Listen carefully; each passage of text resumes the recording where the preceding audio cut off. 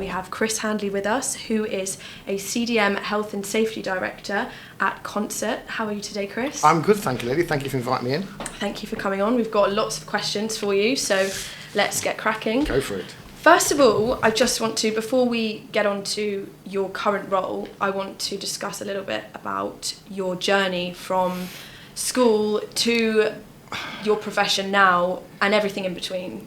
Yeah, it's been a colourful one. I left school and did a electrical engineering course at my local college, computer technology course. And after about a year, I found myself in Lincoln on a shopping trip, and I was sheltering in a doorway it happened to be the Royal Naval Careers Office in Lincoln, sheltering from this downpour. And I looked round and I thought, well, this looks like a bit of a giggle, I'll go and do that. So I went to train down to Plymouth, which started a 14-year love affair with the sea. I left the Royal Navy in 2000, but in the 18 months leading up to me leaving, I got to choose what courses I wanted to do in Civvy Street. Yeah. My chosen role in the Navy, which was radar operator, had no connection in Civvy Street, so I really had nothing, no transferable skills that I could use. So I looked at the documentation that was presented to me, what courses I could do, and I suddenly realised that I'd spent 14 years on warships doing all sorts of things. When I thought about it, I was actually a bit of a pacifist. I didn't want to do that sort of thing. I was more a self-preservationist. So I thought, well, health and safety, that seems to be where my skills would fall. I did an EBOS course and was approached by a couple of ex-RAF guys who had their own company in my hometown, and they offered me a job. Okay. And that was in 2000. From then on, I've been doing health and safety all the time. So when you were in the Navy, though, you had sort of a role within, or you took on responsibilities with health and safety. How could you then apply that afterwards? Well, you can't, because the military style health and safety back then in the 80s and 90s wasn't really health and safety as we'd recognise it now. It was more you're looking at a computer screen or a radar screen, and you're sat next to a magazine full of weaponry, full of missiles. That's that sort of health and safety. Yeah. No smoking, no naked lights, that sort of thing. Okay. So leaving the Navy and taking on what essentially in my first roles was slips, trips and falls, looking at the basic elements of health and safety, there was no comparison. Did it feel like a step backwards at all? Well, it did, in that it was a massive pay drop for me. The forces paid well. Financially, it was a step backwards, but I wasn't living two lives, life up in the Midlands and a life on the sea, which all needed funding. But from a professional perspective, no, it was a step forward, because I'd left the Navy behind me and I was going forward in health and safety, which was completely different. It was a whole new world to me. They are completely two different worlds. Oh, definitely. What sort of qualifications did you need for your first role? I sat my NEBOS General Certificate, which at the time was one of the most difficult qualifications to gain. It had a very high failure rate, so to pass it was good. If you passed your NEBOS in 99, 2000, a prospective employer would know that you know your stuff. You've actually sat and you've learned what you need to learn. There was a few exams that I sat in the Navy, but they were just like half a day online courses. Okay. How long did the NEBOS one take? It was 6 months of 1 day a week. Right. So it was about 20 sessions, something like that. I went up to Sheffield every week for that. You do the NEBOS General Certificate, and then if you're going to go into construction side of things, then you do the NEBOS Construction Certificate. You can do then the NEBOS diplomas. Okay. And there's a whole mass of qualifications you can get, which as an alternative to NEBOS. But my recommendation would be go for the NEBOS, get that under your belt, and then just get out there and listen to people. Yeah. There's nothing better than experience, and I find that listening to what I would call the old guard. You go onto any construction site, and there's always this little old chap who's been there, done that, and he's built everything, and probably helped build the pyramids. Yeah. But he'll always say, "I've been building houses before you were born, boy." Yeah. That sort of thing. And listen to them people, because they know what the problems are with building houses, building commercial premises. Okay. So listen, get out there and listen. So a lot of it is sort of learning on the job. Definitely, yeah. Could you tell us a little bit about maybe the more challenging jobs that you have to work on, or I don't know if that's more exciting for you? I tell you, I think the most challenging thing I've ever done was Derby Hippodrome. Derby Hippodrome was a theatre in Derby, which was accidentally knocked down. It was accidentally knocked down. There was a fire, and the contractor was tasked with removing the interior, the fire damaged interior, and the stage had collapsed, the seating had collapsed with the fire, and he needed to get a safe access up to the inside of the flat roof. It wasn't a flat roof, it was a flat roof around the outside, but there was a bit of a dome. And long story short, the local authority asked him to because he couldn't get safe interior access. He said, "Well, I've got to approach it from the outside. I'm going to have to go through the roof, big concrete roof." He said, "Well, just get a pecker attachment on a long reach excavator and knock a hole in the roof." Right. So the contractor said, "Well, we can't do that. We can't just do." Anyway, I'm getting to the legal side. I can't really comment any more on that. But it was exciting for me and it was challenging because the whole roof collapsed, which the contractor told the client it was going to do. Yeah. And the exciting, challenging part for me was then representing the client in the Royal Courts of Justice, and going into the expert witness side of things, and putting a defence together based on health and safety, was brilliant, was fantastic. It was the highlight of my career. Wow. When was this? This was back would have been probably 2010, 2011, something like that. You can Google Derby Hippodrome, and you'll probably see all the article. The sad part is we lost.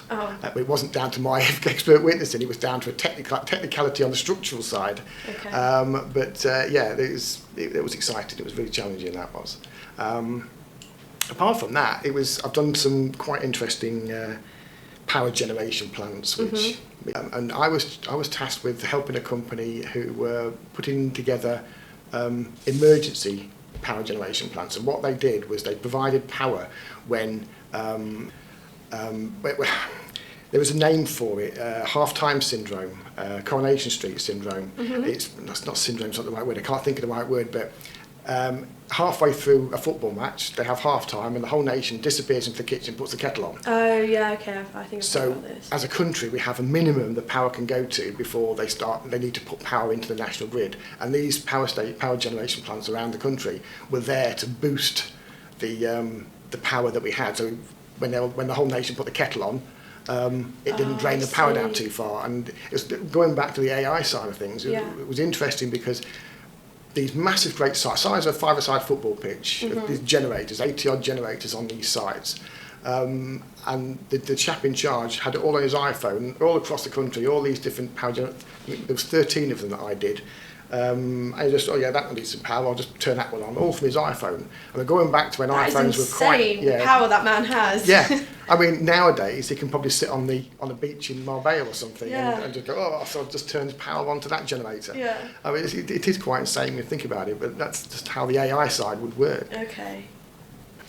I kind of wanted to ask about what an average day looks like for you. You know, I obviously say every job is different, but... I don't think there is an average day, excluding the commute to work, which is pretty much the same every day, 2 hours each way. Okay. You get into the office, and I could be going to a building site, I could be going to a bank, I could be going all over, but I could be delivering a CPD session to an architect. Anything. Every day is different. Or I could be sat doing fee proposals or reviewing documentation in the office, which is a nice day because I can just sit there and relax then. Just not walking around the city getting my steps up. Lovely. That must be nice though, seeing some sights. Oh yeah, you see some lovely sights. Yeah. It's beautiful. So am I right in thinking you sort of have a two-pronged approach where you have with each job a set of deliverables and then also additional risks that you have to assess that maybe you weren't included? Yeah, you're always going to find those hazards or risks on site which you hadn't accounted for because they pop up during the construction process. It's unavoidable.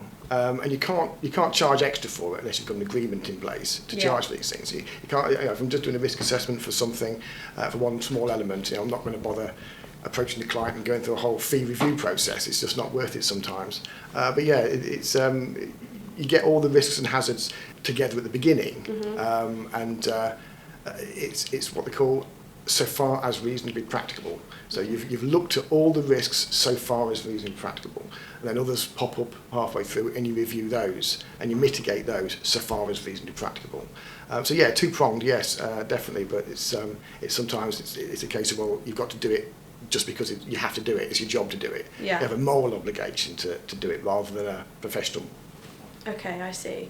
And I know we touched a bit on AI before, but I wanted to talk about the emerging technologies in the field at the moment. Do you know, I was talking to you earlier on about drones, and I think that is an emerging technology. It's not used as much as it should be, or it could be. Yeah. And you can now send a drone out over a site. You can program in the site, the flight plan on the computer. It will just fly around and scan the ground, and within minutes produce a topographical view of the site. You can also send. It is possible now to send drones over a construction site, and they can hazard spot. Yeah. They can see that someone's not wearing a hard hat, for example, because it's all been programmed into them. I've got a little bit of a problem with that because I spent 23 years perfecting my practice and the way I do things, and I don't think you're ever going to be able to replace that human eye. Yes, something can see that someone hasn't got a hard hat on, but computers can only see two things. They can see yes or no, binary. They can see black, white. They can see that in that element.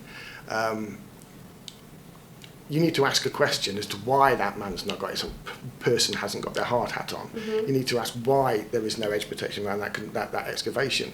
And computers won't ask that question. They'll just go, that's wrong, that's wrong, that's right. So I think we need to make sure we don't run before we can walk with AI and taking over this sort of role. So yeah, drones can I think are an emerging thing in technology, emerging technology, and there's a big use for those internally and externally.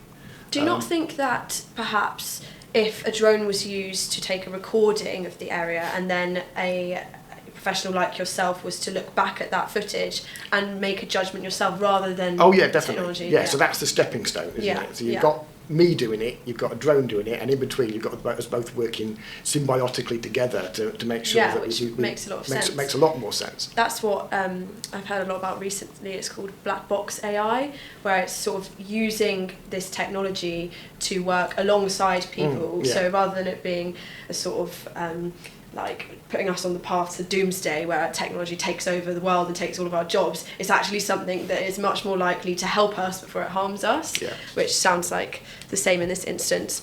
I don't know, have you heard of FYLD? It's like a new type of digital risk assessment. It's like an app. We were looking into it a bit earlier, which is very similar to what you've just said, but not with a drone. People will go on site and whoever's on site, if it's one of the construction workers, they can take a recording of the area, and then this app will send it to a central system, and then that will detect all of the health and safety risks, which, like you said... Yeah, that worries me. That scares me a little, because you're relying on a computer to spot everything, and I don't think we're there yet. I really don't think we are at that level in tech that they can spot everything that a trained human can spot. How much of a difference does it make for you going on site? Because I know you recently wrote an article about mental health risks and that side of the health and safety spectrum. What does it do for you going onto site and interacting with the workers as opposed to being behind a screen and seeing a recording? It's important to be able to look these people in the eye and ask them what they're doing, ask them why they're doing it. Because ultimately, health and safety is not just the contractor making sure all his subcontractors are working properly. It's just do the actual chappie on the ground. Do they understand why they're doing what they're doing and what their end goal is, or are they just sitting there and just doing something because they've been told to do it? Yeah. You know, and it's important to look at these people in the eye and ask them these questions and have that interaction, so you as a professional can assess. Okay, well, I don't think this is going the right way because I don't think these people actually understand what they're doing. Yeah. And it worries me that they're just going to blindly go ahead and do it. Yeah. And getting out there on site is absolutely what we need to be doing, rather than sitting in an office looking at things on a screen. Mm-hmm. Do you speak to sort of the workers on site? Yes, yeah. You have a conversation, you build a bit of banter with them, you know, and it's about building trust. Yeah. It's health and safety at the end of the day. Nobody likes the health and safety guy walking around the site. Oh, here he comes, flaming health and safety, going to send me home for not wearing my hard hat or something. You need to build a rapport with these guys. Get a bit of banter going on. Hey, have a joke about the football teams. You know, have a joke about this, that, and the other, where they come from. I was talking to a guy this morning on the site, comes from Australia, and I was having a laugh with him about how long it's going to take him to get home next week when he's going back to Australia. And in doing so, I was able to see what he was doing. Having that banter, I was able to sort of look around, whilst having that conversation, and he knew exactly what he was doing. He knew exactly what I was doing. Yeah. But he felt relaxed. He felt relaxed enough to talk to me about his job, and to tell me what he was doing and why he was doing it. Having that one-on-one time helps. So back to mental health, I wanted to ask what kind of pressures exist in a construction workplace and how businesses might overcome them. Oh, there's a lot of different ways that mental health is affected by the pressures in construction. Using the obvious one is pressure for a program. A client will say, I want, we're going to start now and then we're going to finish because I want to move into a new house at Christmas. That's your program. Yeah. And that's that date is not movable.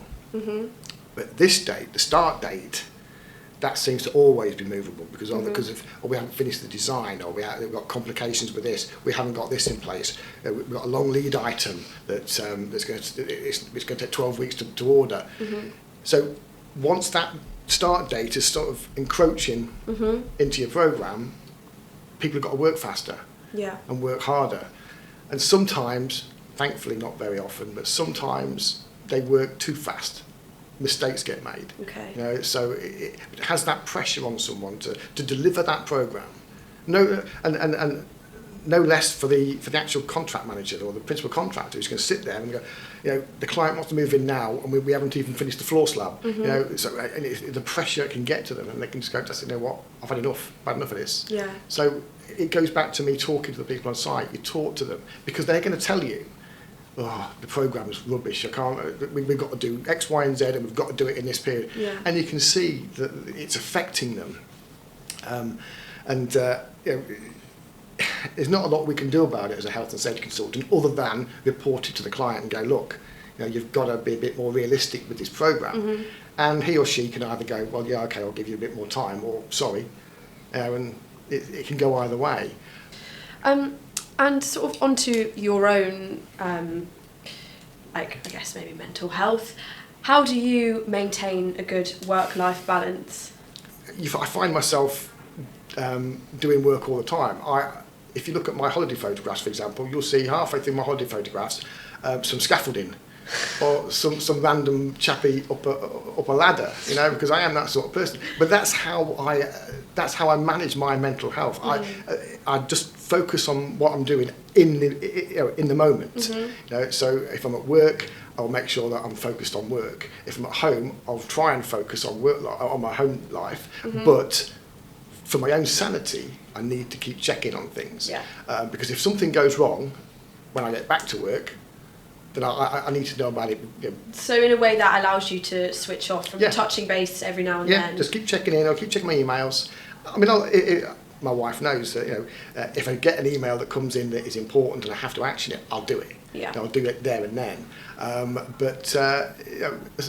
Mainly it's about just heading things off at the pass and making sure that I'm not going to come back with a whole load of rubbish that I've got to deal with. Yeah, I guess it's the kind of relieving you of the stress of knowing that when you get back to work, that first day back, that you're going to have a ton of emails that you have to kind of go through. If you've gone through them a bit already, then it's not as daunting. Yeah, it's not unusual to come back from a week off to sort of perhaps 1,500 emails that's come in over the week. But earlier on or later on last year, my wife said, right, okay, well, I'm going to put a stop to some of this. I'm going to make sure you're busy on a Saturday. So my youngest daughter wanted to go and start sailing, so we bought her a little sailing dinghy, and I have to go over there, take her over to the sailing club every Saturday morning and Saturday afternoon, and that kind of means that there's no Wi-Fi signal over there. There's very little signal, so I can have sort of half a day off, which I'll give her that.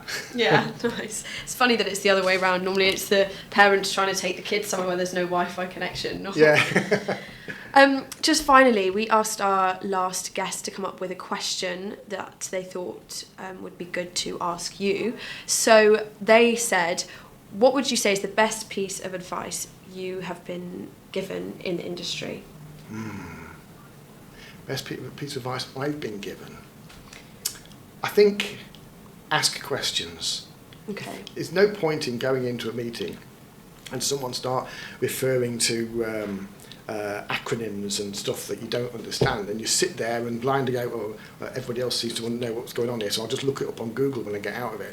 Ask questions. Don't leave it till later. Ask questions there and then, or at least immediately after the meeting, so that you know what's going on, because it's very easy to lose track of things. I think the best bit of advice I was given was ask questions. There's no such thing in health and safety as a stupid question. Yeah. There's many stupid answers, but no such thing as a stupid question. Okay. Well, that's excellent. Thank you so much, You're Chris. very welcome. This has been a really interesting chat. You've had a very interesting life, from the Navy and to working on generators and, like you said, at the Derby Hippodrome. I'm going to have to look that up afterwards. Yeah. But yeah, it's been a great chat. Thank you for lending us your time. You're very welcome. And thank you very much to all of our listeners for tuning in. We hope you enjoy this episode, and we'll see you next time. Bye-bye.